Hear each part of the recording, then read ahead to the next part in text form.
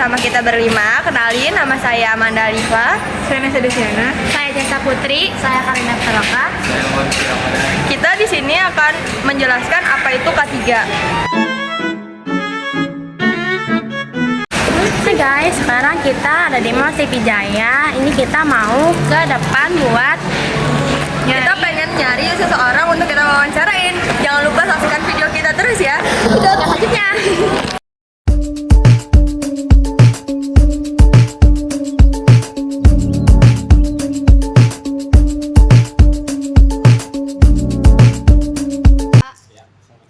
Di sini kita ingin mewawancarakan tentang K3.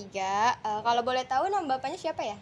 Saya Kevin, kebetulan saya Chief Security di sini. Alasan bapak tertarik dengan posisi K3 Security itu boleh dikasih tahu Pak? Jadi kan sebagai kepala pengamanan di sini, saya juga harus terlibat dalam K3 karena memang kita itu adalah garda terdepan. Jadi kalau ada apa-apa dengan mall ini, ya pasti kamilah orang pertama yang harus maju. Misalnya ada kecelakaan, ada kebakaran ringan, apapun itu, kitalah garda terdepannya. Itulah asas utama security itu sendiri.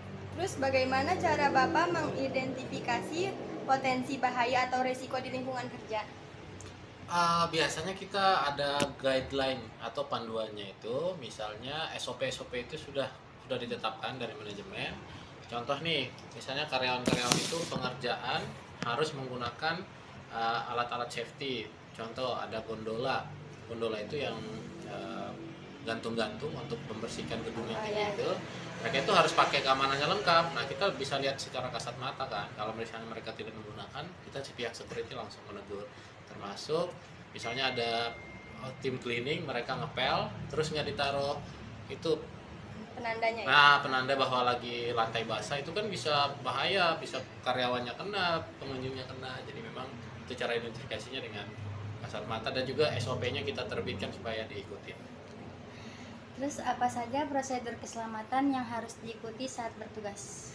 Ya itu tadi, karena kita sudah punya SOP, biasanya kita strict itu mewajibkan semuanya itu harus menggunakan alat-alat safety yang sudah diberikan gitu. Misalnya mau menggunakan chemical itu harus menggunakan maskernya yang safety gitu. Jadi semuanya harus follow SOP yang sudah disediakan.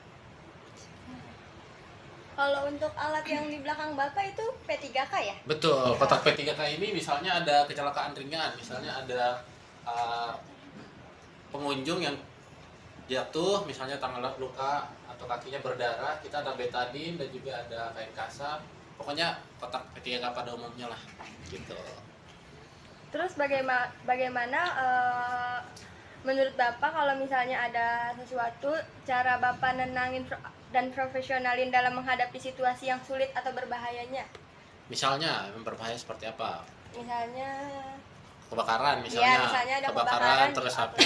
Iya, misalnya ada kebakaran tuh di, misalnya ada tenan kami, penyewa di area kami. Caranya kita pakai paging. Paging itu menginformasikan lewat speaker bahwa ada sedikit kebakaran, pihak kita sedang berupaya untuk memadamkan apinya sambil menunggu tim dari sana, dari damkar, sambil kita arahkan lewat jalur evakuasi. Jadi kita itu sudah punya jalur evakuasi. Misalnya kebakaran nih, kalau adik-adik pernah dengar kebakaran di Klodok, itu kan gelap tuh. Misalnya di sini pun 5 lantai, itu bisa langsung gelap. Nah, kita harus paging dulu atau pakai toa, kita punya toa untuk semuanya harap tenang, ikut jalur evakuasi, nyalakan senter, habis itu kita bantu, kita ada tim evakuasi masing-masing.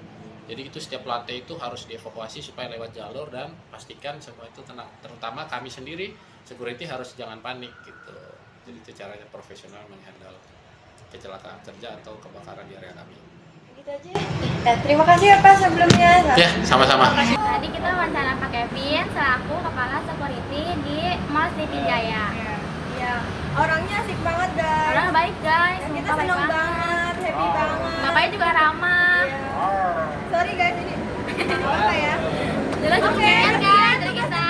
Sekian tugas kelompok dari kelompok kita. Wassalamualaikum warahmatullahi wabarakatuh.